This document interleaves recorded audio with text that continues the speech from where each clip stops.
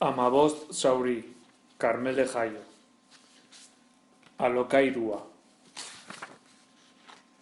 Soinean duen alkondararen lepoa eskua saltzatu eta sudurra bertara gerturatu du Mirenek, burua eskuin aldera eramanez. Oraindik Andresen usaina hartu dezake. Alkandora utzi eta eskubiak bolantera eraman ditu. Etxerako bidea doa. Bere begietan hiriko argien distira islatzen da, baina Mirenek ez ditu hauek ikusten. Andresen Espainen irudia baizik, eta haren ahoaren zaporea dastatu nahi izango balu bezala mingaina pasatu du Espainetatik. Semaforo gorrian gelditu da eta Espainak lehor eta pinturarik gabe dituela ikusi du bere buruaren gainean duen ispilura lepoa tente jarrita gerturatu denean. Arratsaldean, lantokiko komunean jarritako margo gorria aspaldi desagertu da. Hoteleko izara artean galdu du. Une batez, margo gorriaren arrastoa non geratu ote den galdetu dio bere buruari. Andresen Espainetan. Haren lepoan edo bularrean akaso. Andresen gorputz osotik imaginatu du bere Espainetako gorri kolorea sakabanatuta, eta orduan haren emaztea imaginatu du arrastoen aurrean garrasika.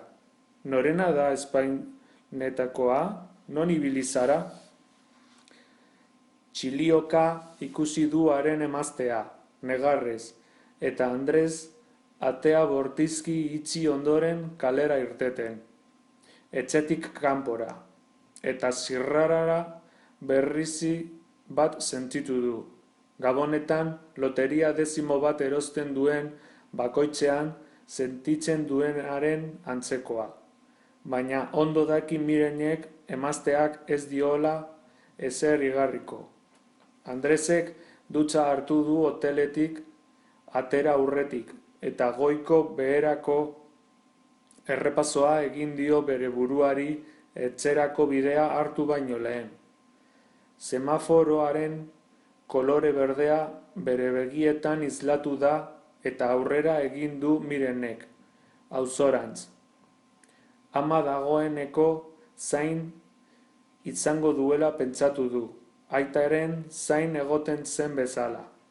Banandu eta alabaren etxera bizitzera joan zenetik, aitzakiak bilatu behar izaten ditu Mirenek lagunetan berandu etxerantz denean. Auzorako bidean igaro behar izaten duen zubia hiriaren erdigunearen eta auzoaren arteko muga imaginarioa da Mirenen buruan.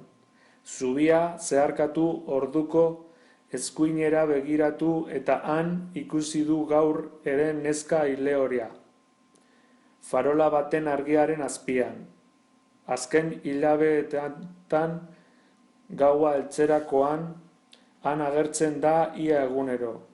Neska gaztea da benetan, eta Mirenek han ikusten duen bakoitzean etzipen sentimendu bat izaten du. Benetako mina sentitu du paparrean handik igaro den bakoitzean eta barruan hainbat irudi sortu zaizkio. Gaur ere gizon ile zuridun bat ikusi du bere irudimenean neskaren txitsi gortuak laztantzen. Urrezko eraztuna duen gizon baten eskua imaginatu du ondoren haren buru ile horiaren gainean beherako indarra eginez, belauniko jarri dadin. Azken irudi honek botaka egiteko gogoa eragin dio. Igogailuan dagoela eskuineko eskumuturrera eraman du sudurra Andresen usaina berriz gogoratzeko. Etxean sartu baino lehen, Une horretan Andres ere etxean sartzen egongo dela pentsatu du. Emazteari musu bat eman eta seme-alabei ikastolan nola ibili diren galdetuko die. Sopa egin dut, baina dagoeneko hoztuta izango duzu. Etxera, sartzerakoan, amak bota dizkion lehengo hitzak horixek izan dira.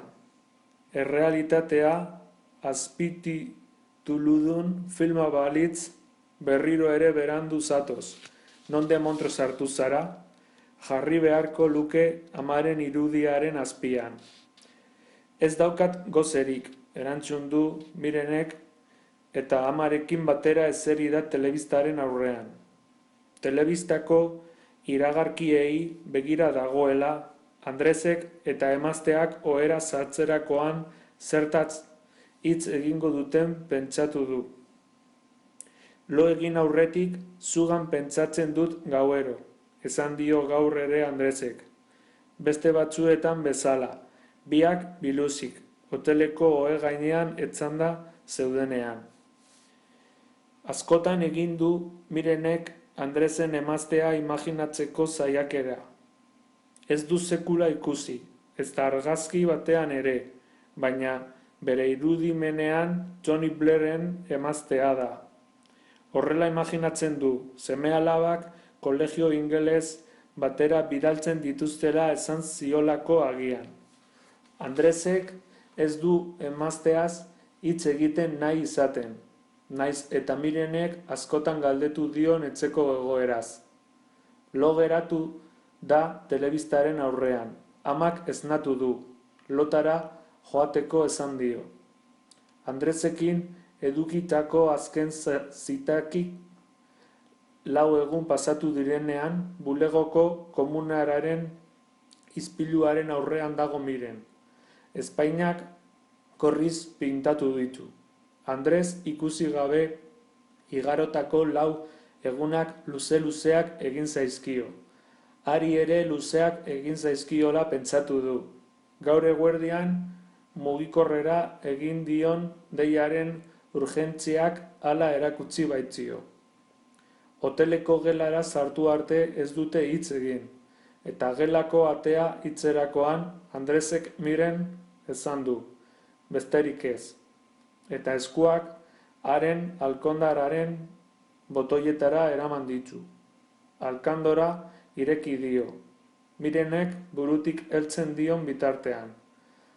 Zoroen moduan elkar maitatu ondoren, etzanda daude izara zurien gainean. Aho batetik eta bestetik aterako txistua xikatzen ari zaiela gorputz biluzietan. Sorpresa bat duela esan dio orduan Andresek. Nahikoa dela hotelean topatzea, ezkutuan, legez kanpoko zerbait egin balute bezala.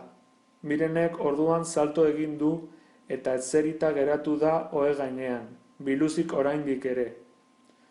Hainbat alditan amestu duen unea badatorrela igarri du eta emazteari nola esango dion, edo dagoeneko esan dion. Eta beste hainbat galdera etorri zaizkio burura, baina etzan behar duena amaitzen utzi dio Andresi. Etxe bat alokatu duela esan dio, erdigunean, bere bulegotik gertu, eta Mirenek pozaren pozez negar egiteko gogoa sentitu du, baina Andresek bukatu arte ezerrez esatea erabaki du. Hortik aurrera esan dituen hitzek zabela zulatu diote. Inoiz entzundako hitz zorrotzenak direla pentsatu du. Etxe edukita bulegotik gertu elkar maitzago ikusteko aukera izango dutela, eta bere etxetik ere gertuago egonda. Beranduago arte egon ahal izango direla elkarrekin.